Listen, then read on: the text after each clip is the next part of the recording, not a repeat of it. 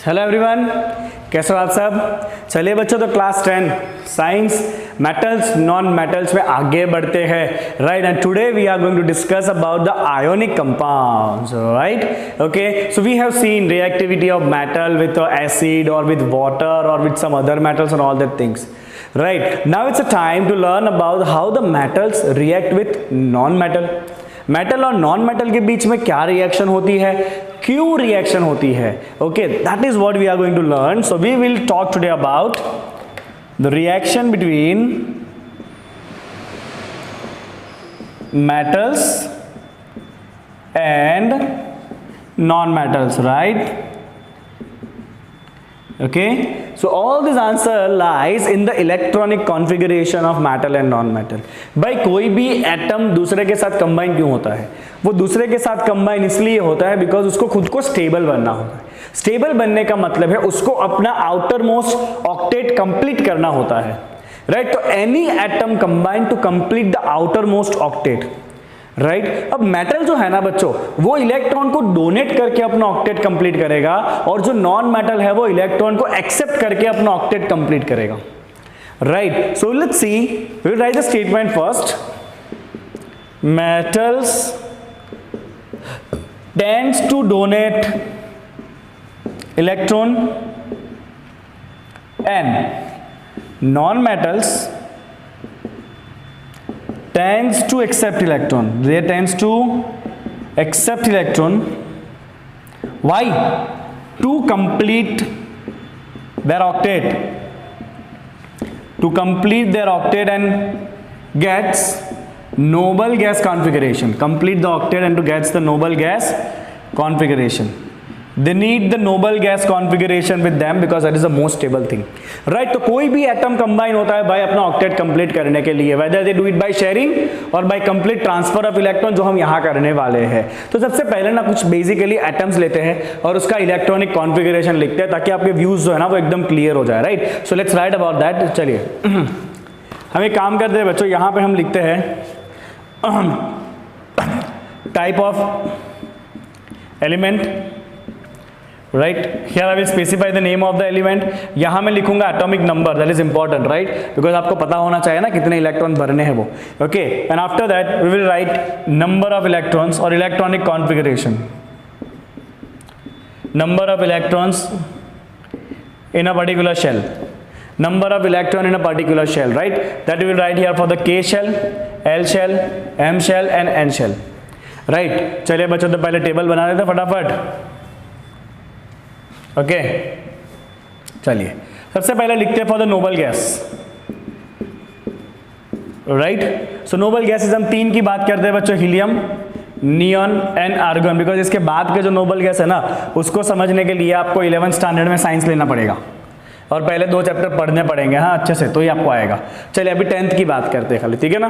चलिए helium as atomic number 2, neon is 10, argon is 18 in number, right. अभी 2 ही electron भरने हैं तो आपको पता होना चाहिए भाई के शेल में कितने इलेक्ट्रॉन भरते हैं मैक्सिमम। तो के शेल में आप मैक्सिमम इलेक्ट्रॉन भर सकते हो बच्चों 2 इलेक्ट्रॉन्स, राइट। के में मैक्सिमम भरते हैं 2 इलेक्ट्रॉन्स, एल में भरते हैं 8, इसमें भरते हैं 8, 2 8 8 ऐसा आपने सीखा होगा, राइट। 2 8 8 18 18 32, ये सब आगे की बात है। चलिए तो अभी इसमें आपको 2 ही इलेक्ट्रॉन भरने, तो आई विल फिल 2 इलेक्ट्रॉन्स इन के ऑर्बिटल और बाकी तीनों खाली रहेगा in the case of helium. अब नियॉन में टोटल आपको 10 इलेक्ट्रॉन भरने हैं ना, तो 10 में से पहले 2 के में जाएंगे, बाकी बचे 8 यहाँ पे आएंगे, राइट। चलिए अभी आर्गन के अंदर 18 इलेक्ट्रॉन भरने हैं, पहले 2 के में, फिर 8 एल में, को कितने हुए 10 हुए, 8 बाकी है, बाकी 8 जाएंगे एम के अंदर। बाकी 8 कहाँ जाएंगे भाई, एम के अंदर जाएंगे। तो जो आप देख पा रहे हो बच्चों, जितने भी नोबल गैस है ना उसका आउटर ऑर्बिट कंप्लीटली फिल्ड है। तो पहले नोबल गैस का के ऑर्बिट पूरा भरा हुआ है, दूसरे का एल ऑर्बिट पूरा भरा हुआ है, तीसरे का एम ऑर्बिट पूरा भरा हुआ है, राइट। सो जो आपके नोबल गैस है ना बच्चों, उनका आउटर ऑर्बिट कैसा होता है, कंप्लीट होता है, outer orbit is complete, right. Now let's write for the metals. चलिए मेटल का क्या होता है वो देखते हैं ना। Let's take some example of the metals, okay, let's take the example of some metals such as sodium, magnesium, aluminium, potassium and calcium। चलिए इतने पे काम करते हैं, राइट। बाकी भी मेटल्स हैं बट अभी हम इतने पे स्ट्रिक्ट चिपक के रहेंगे। चलिए बच्चों, सोडियम जो है उसका इलेक्ट्रॉनिक एटॉमिक नंबर कितना होता है, 11, magnesium is 12, aluminium is 13, potassium is 19, calcium is 20, right. चलिए सोडियम के 11 इलेक्ट्रॉन अब कैसे भरोगे बच्चों, पहले शेल में 2, फिर भरेंगे 8, राइट। अब बाकी कितना बचा, 10 हो गए ना, 11 भरने, एक बाकी बचा, वो एक आएगा इसके अंदर। चलिए मैग्नीशियम के 12 इलेक्ट्रॉन भरने बच्चों, क्या करेंगे 2 8 2, ये हो गया 12 इलेक्ट्रॉन, राइट। चलिए एल्यूमिनियम के 13 इलेक्ट्रॉन भरने बच्चों, 2 8 3, ये हो गया 13 इलेक्ट्रॉन एल्यूमिनियम का। अब पोटेशियम का भरना है आपको 19 इलेक्ट्रॉन, दैट इज 2 8 8 1, गिन लो बच्चों, ये टोटल 19 इलेक्ट्रॉन हो जाएंगे आपके, 2 8 8 1, 2 + 8 + 8 + 1, राइट, ओके। चलिए कैल्शियम में 20 इलेक्ट्रॉन भरने हैं बच्चों, क्या करेंगे 2 8 8 2, ये हो गया 20 इलेक्ट्रॉन कैल्शियम के। अब आपको जो देखना है ना बच्चों, वो ये देखना है कि सबसे आउटर मोस्ट शेल में देखो, सबसे आउटर मोस्ट शेल में यहाँ पे 1 इलेक्ट्रॉन, यहाँ पे 2 इलेक्ट्रॉन, यहाँ पे 3 इलेक्ट्रॉन, यहाँ पे 1 इलेक्ट्रॉन, यहाँ पे 2 इलेक्ट्रॉन। मतलब जो मेटल्स है ना बच्चों, दे हैव 1 2 और 3 electrons in outer most shell,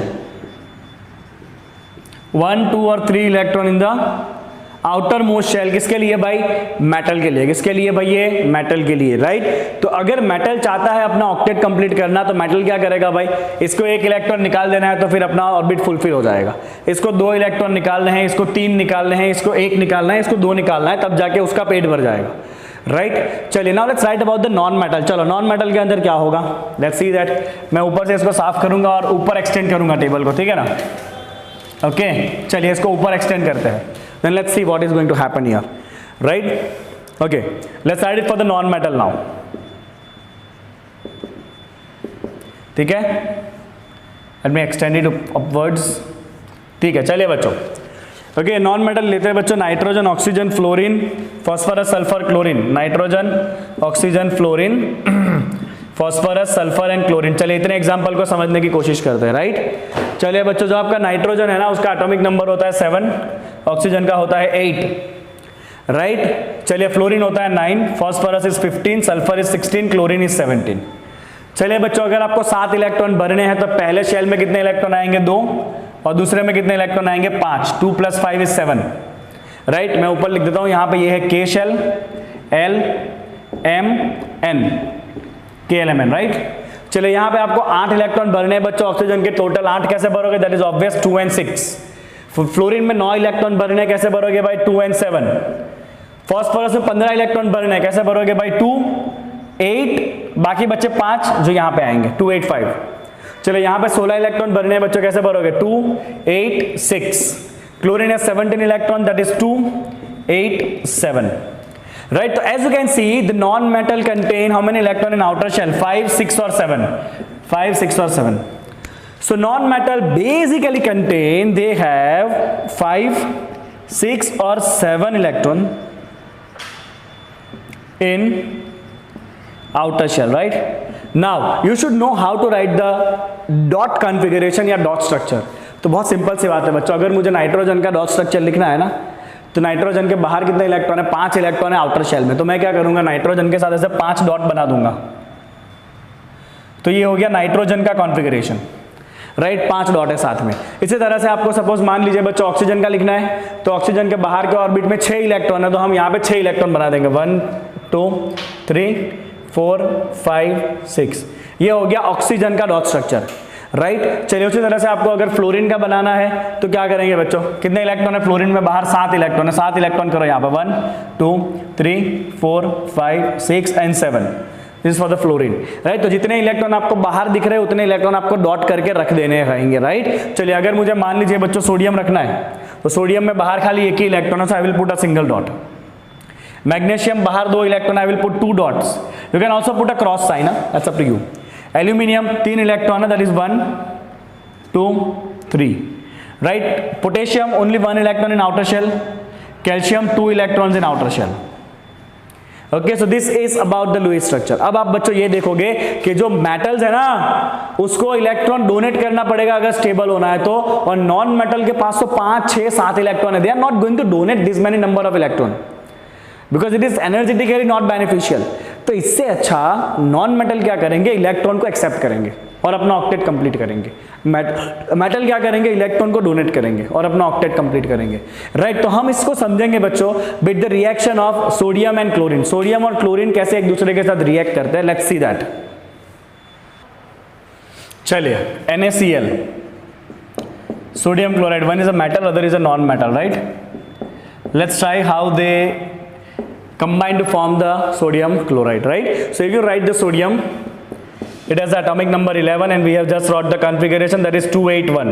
So sodium only has one electron in the outermost shell. और सोडियम को अगर अपना ऑक्टेट कंप्लीट करना है तो sodium need to donate one electron. Sodium को क्या करना है, it need to donate, okay. तो सोडियम क्या करेगा बच्चों, सोडियम जो है ना वो एक इलेक्ट्रॉन को बाहर निकाल देगा। अब अगर सोडियम ने एक इलेक्ट्रॉन को बाहर निकाल दिया ना, राइट, तो सोडियम खुद क्या बन जाएगा, पॉजिटिव बन जाएगा, राइट, बिकॉज प्रोटॉन तो अभी भी 11 ही रहने वाले, प्रोटॉन कहीं नहीं जाने वाले, बट इलेक्ट्रॉन एक कम हो चुका है, बाहर निकल गया इलेक्ट्रॉन, तो बिकॉज ऑफ दैट सोडियम के ऊपर आएगा पॉजिटिव चार्ज और ये डॉट जो है वो निकल चुका है, इलेक्ट्रॉन जा चुका है, right. Now this is the configuration of 280, क्योंकि एक इलेक्ट्रॉन तो निकल गया ना, मतलब now the sodium has become stable because it has a complete octet, okay, fine. The sodium will become positively charged to get the complete octet, okay. On the other hand, what happened with the chlorine? So chlorine has atomic number 17, it has a configuration of 287. अब chlorine के पास already 7 electron है और chlorine 7 electron donate थोड़ी करेगा, इतना बुद्धू थोड़ी है क्लोरीन। क्लोरीन क्या करेगा, chlorine need to accept 1 electron, तो क्योंकि क्लोरीन के पास 7 इलेक्ट्रॉन ऑलरेडी है, वो खाली एक इलेक्ट्रॉन को एक्सेप्ट करेगा to complete the octet, right, okay. तो क्लोरीन के पास बच्चों 7 इलेक्ट्रॉन है बाहर, चलिए 7 इलेक्ट्रॉन डॉट बना देते हैं, 1 2 3 4 5 6 7। अब जैसे ही क्लोरीन को एक इलेक्ट्रॉन मिलेगा, राइट, क्लोरीन क्या करेगा, एक इलेक्ट्रॉन क्लोरीन ने एक्स्ट्रा लिया ना, इलेक्ट्रॉन नेगेटिवली चार्ज है, अगर क्लोरीन ने एक्स्ट्रा इलेक्ट्रॉन लिया तो क्या हो जाएगा, क्लोरीन नेगेटिव हो जाएगा, और उसके पास 7 डॉट तो ऑलरेडी थे, एक और इलेक्ट्रॉन आया ना, तो chlorine will have total of 8 electron with a negative charge, right. तो व्हाट हैपन इज, सोडियम को एक इलेक्ट्रॉन देना है, इसको एक इलेक्ट्रॉन लेना है, और क्या चाहिए भाई, एक चाहता है एक इलेक्ट्रॉन दिया जाए, दूसरा चाहता है एक इलेक्ट्रॉन लिया जाए, तो when the sodium and chlorine will react with each other, what will happen, very simple, sodium इसके पास एक इलेक्ट्रॉन है, क्लोरीन जिसके पास 7 इलेक्ट्रॉन, अभी इलेक्ट्रॉन को क्रॉस करके दिखाता है ना, राइट। सोडियम क्या करेगा भाई, सोडियम को कुछ नहीं करना है, अपना एक इलेक्ट्रॉन दे देना है किसको, क्लोरीन को, और सोडियम का भी काम हो गया, क्लोरीन का भी काम हो गया। और सोडियम जैसे कि एक इलेक्ट्रॉन देगा बच्चों, सोडियम क्या बन जाएगा, Na+, एक इलेक्ट्रॉन देके, और क्लोरीन क्या बन जाएगा, एक इलेक्ट्रॉन लेके माइनस बन जाएगा, ये एक इलेक्ट्रॉन क्लोरीन ने लिया, it will acquire with charge, chlorine will acquire negative charge. अब बच्चों संसार का नियम है, एक पॉजिटिव एंड एक negative always attract each other, right. तो एक पॉजिटिव आयन बना है, एक नेगेटिव आयन बना है, they both will attract each other by a strong coulomb force और electrostatic force, and that force is called as ionic bond. क्या कहते हैं उसको, आयोनिक बॉन्ड कहते हैं। तो यहां पे क्या होगा बच्चों, यहां पे sodium donate 1 electron to become positive ion and chlorine accept 1 electron to become negative ion. Now this sodium plus ion and Cl minus ions attract each other. They attract each other by very strong Coulomb force, right. और अब ये positive और negative ion एक दूसरे के साथ जुड़ के रहेंगे because of the strong force, and this is called as ionic bond, okay. And remember one thing बच्चों, एक बात ध्यान रखना, सोडियम क्लोराइड मॉलिक्यूल के फॉर्म में नहीं होता है। In the sodium chloride you will get the sodium and chlorine separate ions, right. Sodium chloride कभी एग्रीगेट मॉलिक्यूल के फॉर्म में नहीं होता है। सोडियम क्लोराइड के अंदर आपको इंडिविजुअल सोडियम और क्लोरीन के आयन मिलेंगे, and which are held together by the strong attraction forces, right. तो इस तरह से बच्चों सोडियम क्लोराइड बनता है। I hope it is very very very clear to you. चलिए अब आपको मैं 3 से 4 और एग्जांपल कराऊंगा इसका, ताकि आपको एकदम से लॉजिक क्लियर हो जाए, ठीक है ना। चलिए देखते हैं क्विकली। चलिए बच्चों, तो ये आ गए आपके सामने 4 एग्जांपल। चलिए शुरुआत करते हैं सबसे पहले MgCl2 से। तो मैग्नीशियम जो है जिसका एटॉमिक नंबर है 12, राइट, उसका कॉन्फ़िगरेशन आप लिखोगे इट इज 282। तो मैग्नीशियम के पास बाहर 2 इलेक्ट्रॉन है भाई, ठीक है ना। चलिए दूसरा है साथ में क्लोरीन। राइट। क्लोरीन के पास इलेक्ट्रॉनिक कॉन्फ़िगरेशन होता है 287, तो क्लोरीन के पास 7 इलेक्ट्रॉन है। कितने इलेक्ट्रॉन है भाई? क्लोरीन के पास 7 इलेक्ट्रॉन है। अब मैग्नीशियम को अपना ऑक्टेट कंप्लीट करने के लिए 2 इलेक्ट्रॉन डोनेट करने हैं और क्लोरीन को अपना ऑक्टेट कंप्लीट करने के लिए 1 ही इलेक्ट्रॉन चाहिए भाई। इसको देने 2 है, इसको चाहिए 1। कैसे चलेगा? चलेगा, चलेगा। कैसे? तो 2 क्लोरीन ले लो भाई, 2 क्लोरीन ले लो ना, क्या प्रॉब्लम है? राइट। तो मैग्नीशियम क्या करेगा? अपना 1 इलेक्ट्रॉन इस क्लोरीन को देगा, 1 इलेक्ट्रॉन इस क्लोरीन को देगा। राइट। अब क्योंकि मैग्नीशियम ने 2 इलेक्ट्रॉन डोनेट किया है ना, 2 इलेक्ट्रॉन डोनेट किए, तो magnesium will acquire +2 charge. Magnesium के ऊपर कौन सा चार्ज आएगा भाई? +2, बिकॉज उसने 2 इलेक्ट्रॉन डोनेट किया। राइट। चलिए, क्लोरीन ने 1 इलेक्ट्रॉन एक्सेप्ट किया, तो क्लोरीन के ऊपर आएगा -1 चार्ज। क्या चार्ज आएगा भाई? क्लोरीन के ऊपर आएगा -1 charge, and you have to put total of 8 electrons like this, you have to show it like this. और ऐसे 1 क्लोरीन नहीं, ऐसे 2 क्लोरीन थे, तो विल पुट 2। तो this is how the formation of the MgCl2 take place. Simple है एकदम, बहुत सिंपल है भाई। चलिए, अब यहां पे देखिए, सोडियम एंड ऑक्सीजन है। सोडियम का कॉन्फ़िगरेशन पता ही है बच्चों आपको, 281। ऑक्सीजन का भी पता है आपको, 26। राइट। अब सोडियम के पास वैलेंसी में 1 इलेक्ट्रॉन है, ऑक्सीजन के पास वैलेंसी में 6 इलेक्ट्रॉन है। अभी सोडियम को 1 इलेक्ट्रॉन देना है। कितना देना है भाई? सोडियम को 1 इलेक्ट्रॉन देना है। और सामने ऑक्सीजन को तो 2 इलेक्ट्रॉन चाहिए अपना ऑक्टेट कंप्लीट करने के लिए। It need to donate 1 electron, while this require 2 electrons. ओ भाई, अगर इसको 2 इलेक्ट्रॉन चाहिए तो 1 सोडियम तो 1 ही इलेक्ट्रॉन देगा, तो कोई बात नहीं, 2 सोडियम ले लो। राइट। तो हम एक और सोडियम एटम यहां पे ले लेंगे। चलिए, इसको 2 इलेक्ट्रॉन चाहिए ना, 1 इलेक्ट्रॉन ये सोडियम देगा, 1 इलेक्ट्रॉन ये सोडियम देगा, भर गया ऑक्सीजन का पेट। चलिए, सोडियम ने 1 इलेक्ट्रॉन डोनेट किया, सोडियम बन जाएगा Na+। क्या बन जाएगा? सोडियम Na+, क्योंकि 1 इलेक्ट्रॉन डोनेट किया ना। ऐसे कितने सोडियम है? 2 सोडियम है, विल पुट 2। और ऑक्सीजन ने 2 इलेक्ट्रॉन लिए, एक यहां से एक यहां से, तो उसके ऊपर -2 चार्ज आएगा, and total there is going to be 8 electron with oxygen. This is the configuration of Na2O। समझ रहे हो ना? सिंपल है एकदम। चलिए, एल्यूमिनियम क्लोराइड। एल्यूमिनियम कॉन्फ़िगरेशन है बच्चों 283। राइट। और क्लोरीन का कॉन्फ़िगरेशन आपको पता ही है बच्चों, 287। अब एल्यूमिनियम को अपना ऑक्टेट कंप्लीट करने के लिए 3 इलेक्ट्रॉन डोनेट करने हैं, और क्लोरीन के पास 7 इलेक्ट्रॉन है, इसको खाली 1 ही इलेक्ट्रॉन चाहिए।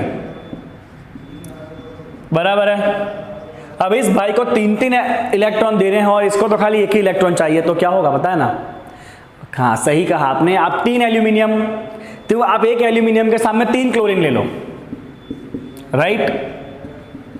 ओके। 7 इलेक्ट्रॉन, इसको दिखाना जैसा ना टाइम पास है एकदम। इसके पास 3 इलेक्ट्रॉन है, राइट, वैलेंस में।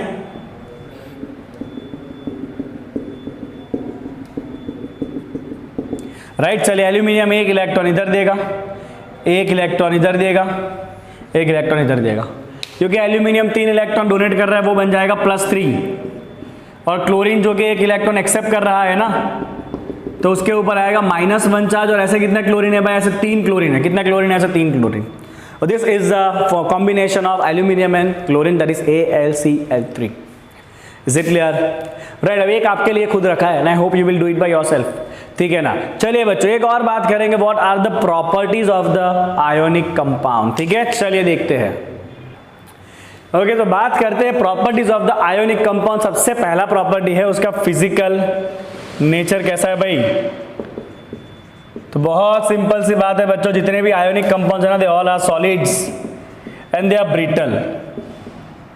Why they are solid? Solid तभी होता है जब पार्टिकल को जोड़ के रखने वाला फोर्स बहुत स्ट्रांग है। तो यहाँ पे जो आयोनिक बॉन्ड बनने वाला है ना, राइट, जो पॉजिटिव और नेगेटिव के बीच में अट्रैक्शन फोर्स है ना, that force is very strong, and because of that much strong force this ionic compounds remain in the form of solids, right, and they are brittle मतलब जैसे ही गिरेंगे ना वो टूट जाएंगे, right, that's why they are called as brittle, right. So why they are solid? Due to very strong attraction forces. Brittle मतलब they will break on falling down, right, नीचे गिरने पे टूट जाएंगे, that's why they are called as brittle. ये हो गया उसका फिजिकल नेचर। चलिए बच्चों, दूसरी बात करते हैं, मेल्टिंग एंड बॉइलिंग पॉइंट। तो आयोनिक कंपाउंड को मेल्ट करना ना मतलब लोहे के चने चबाने का काम है। Right, they have very high melting and boiling point, they have very high melting and boiling point. वापस सेम रीजन, आपको मेल्ट करना है या बॉईल करना है ना, तो आपको पार्टिकल को सेपरेट करवाना है, राइट। सॉलिड में पार्टिकल बहुत पास पास है, आप थोड़ा सा गर्म करोगे, जब दूर जाएंगे तो लिक्विड हो जाएगा, और दूर जाएगा तो गैस हो जाएगा। बट यहां पे तो पार्टिकल ने इतना स्ट्रांगली एक दूसरे को पकड़ के रखा है कि अगर आपको उसको सेपरेट करना है ना, you have to supply huge amount of heat, that means they have very high boiling point and melting point, right. तो रीजन इसका भी यही है, due to very strong forces between the ions. चलिए तीसरी बात बच्चों, solubility. Okay, so all the ionic compounds are generally soluble in water. आपको पता है ना नमक कितना अच्छे से पानी में घुल जाता है ना, और जितने भी आयोनिक कंपाउंड्स है, all compounds are soluble in water, but they are insoluble in organic solvent. They are insoluble in kerosene, petrol, CCl4, benzene. This all are organic solvent जिनके अंदर आयोनिक कंपाउंड डिसॉल्व नहीं होते। इसके बारे में detail में आप हायर स्टैंडर्ड्स के अंदर सीखोगे, राइट। चलिए बच्चों, ये हो गया सॉल्युबिलिटी। और चौथा point, conduction of electricity. Okay भाई, इलेक्ट्रिसिटी तभी कंडक्ट होता है when there is some charge carrier. कुछ ऐसा होना चाहिए चार्ज पार्टिकल जो एक जगह से दूसरी जगह पे जा सके, तब जाके इलेक्ट्रिसिटी कंडक्ट होता है। But in ionic compound in solid state, we know that there is a very strong attraction force. So though ionic compound contain positive and negative ions, but that ions are held together by very strong attraction forces. That means none of the ion is able to move anywhere. कोई ion कहीं move नहीं कर सकता है. So who will conduct electricity? Me or you? No one. So here no one is going to conduct electricity in the solid state. So you can write in solid state. In solid state they are non-conductor. Why? Because positive and negative ions are not able to move. They are not able to move anywhere.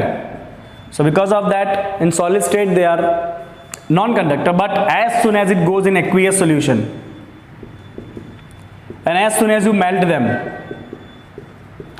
Okay चलिए, जैसे ही आपने aqueous solution में डाला तो क्या होगा पता है ना, मैंने आपको पहले ही कहा जो आयोनिक कंपाउंड है वो मॉलिक्यूल के फॉर्म में नहीं है, they are just aggregate of ions. मतलब आयन एक दूसरे के साथ मिलके रहते हैं, मॉलिक्यूल नहीं बनता है वो। अब जैसे ही आप पानी में डालोगे ना, ions are going to be separated. Oh, separate हो गया मतलब they are able to move now. So as soon as you dissolve them, positive and negative ion become free to move. What will happen here? In the molten cell also same thing will happen. एक बार आपने ionic compound को melt कर दिया, liquid में आ गया, अब positive negative ion move कर सकते हैं, right? So in both this aqueous and melted state, the ions are free to move, and that's why conduct electricity. They are able to conducting the electricity in the which state? Solid, in the aqueous or molten state, right? तो बहुत simple सा बच्चों ionic compound का properties था, ठीक है ना। चलिए, तो यहाँ पे आपका एक इंपॉर्टेंट टॉपिक कंप्लीट होता है, that is reaction of metal with non metal, और you can say that is formation of the ionic compound. I hope you must have enjoyed the lecture. Okay, अगर चैनल पे नए हो तो subscribe करना तो भूलना ही नहीं है, ठीक है। चलिए बच्चों, मिलेंगे वापस नेक्स्ट क्लास में, जहाँ पे हम आगे बात करेंगे about the extraction of the metal. That is going to be very crucial topic for your exam. This is also important topic. चलिए मिलेंगे वापस नेक्स्ट क्लास में।